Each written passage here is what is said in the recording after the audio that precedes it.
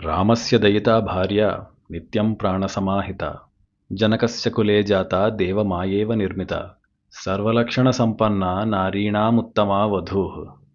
తోడబుట్టిన తమ్ముడు గొడుగులా వెంట వెళ్ళాడు. ఎంత గొడుగుంటే మాత్రం నీడ నిన్ను వదులుతుందా? ఆ రాముడిలోని ప్రాణం మరొకరి దగ్గరుంది. అదే తన ప్రియమైన భార్య సీత.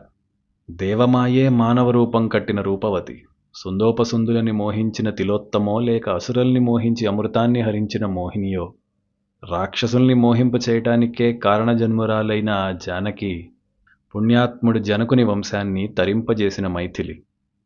తన రూపం కూడా రాముడి రూపంలా, సాముద్రిక శాస్త్రంలో చెప్పిన అన్ని గుణాలకి అద్దం పట్టేలా లక్ష్మీ స్వరూపంతో నిండి ఉండేది.